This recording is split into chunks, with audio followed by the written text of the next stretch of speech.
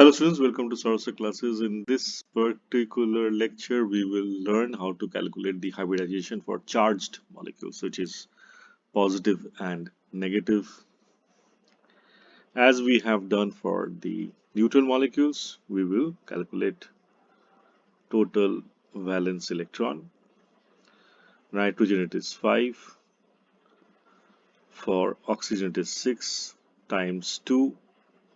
For the positive charge, we will take away 1 electron. That means that is coming out to be over here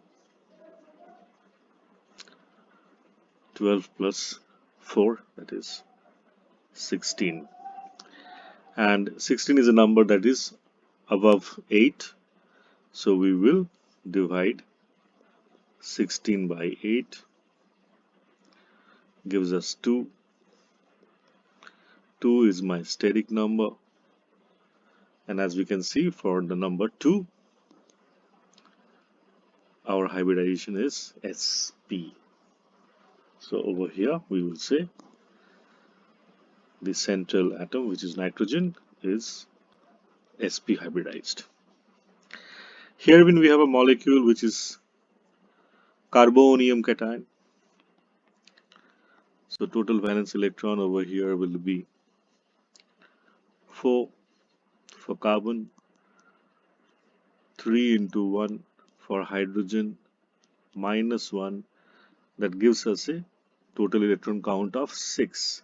6 is a number less than 8. So for that we will divide by 2 because it is less than 8. And over here this is going to go 3 times. So our steric number is 3 over here, and that means the hybridization of carbon is sp2. Carbanion, total valence electron 4 plus 3 into 1 plus, for the negative charge you add 1 electron. Okay, so now that would mean we have 8 electrons. So when we have 8 or less than 8, we divide by 2. That is going to go 4 times, which means the steric number is over here 4. Hybridization on the carbon for the carbanion is going to be sp3. For the borohydride species, total valence electron for boron is, we will say, 5. For the hydrogen it is 1 into 4 hydrogens plus 1 more electron. Okay, I'm sorry, I think we have to take, for boron it should be 3 valence electrons. Correction there. So it is going to be 8 electrons. Again, the number is 8, so we need to divide 8 using 2, and that will give us the number 4, which is our steric number. That means boron hybridization is sp3. Similarly, for the nitrogen species over here, that is the ammonium. For nitrogen, we know the valence electron count is 5. For hydrogen, we will say 4 into 1. We will take away 1 electron because of the positive charge, so that gives us 8, and that would mean again the steric number is going to be 4. Okay, this is our steric number, so the hybridization over here is going to be sp3. For ICl2 or IBr2 minus, or I3 minus, right?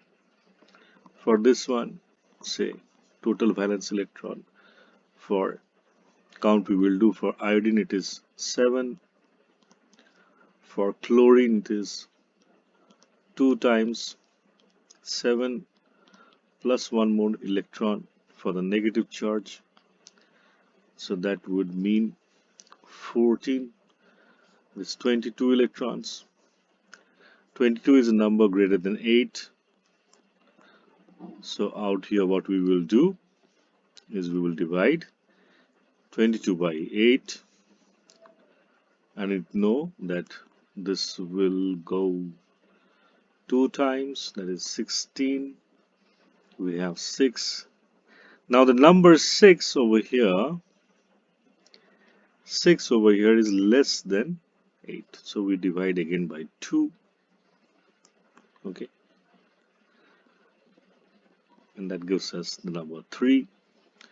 The entire electron count over here, that is for the steric number, which is nothing but number of bond pairs plus lone pairs. Out here, when you divide by 8, it is bond pairs. The remainder electrons are always your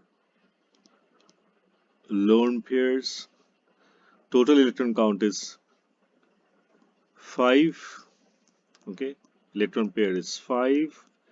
5 indicates that the hybridization over here should be sp3d. Okay, so that is how we have to find the hybridization over here for this type of species. So here iodine is sp3d. For PCl6, let's have a look. The total valence electron. For phosphorus, 5 electrons. Chlorine, we will say 7 times 6 plus 1 more for the negative charge. So that is going to be 48. 48 is a number that is higher than 8, so we divide by 8 and that will go 6 times. So this is our steric number and 6 indicates that the hybridization for phosphorus over here is going to be sp3d2. For xenon, F5, that is XeF5 minus, let's see what we can do. The total valence electron count over here is, for xenon we know it is 8 electrons. Fluorine will be 5 into 7 plus 1 more electron for the negative charge. So that is 35. That is 35 plus 9, and that would mean we have over here the total of 44 electrons. So we have 44. 44 is a number that is greater than 8. So we divide by 8, and out here what we see, it goes 5 times. So it's 40. 4 is a remainder, 4 has to be divided by 2. And then, so total electron count, out of which this is the bond pair, and those are the lone pairs. So that means total is 7, and 7 means it is going to be sp3d3. So the hybridization on xenon is going to be sp3d3. So that is how we have to calculate the hybridization of the charged species. Okay, thanks for listening. Keep visiting our classes for even more shorter techniques. This is Dr. Sarkar saying goodbye.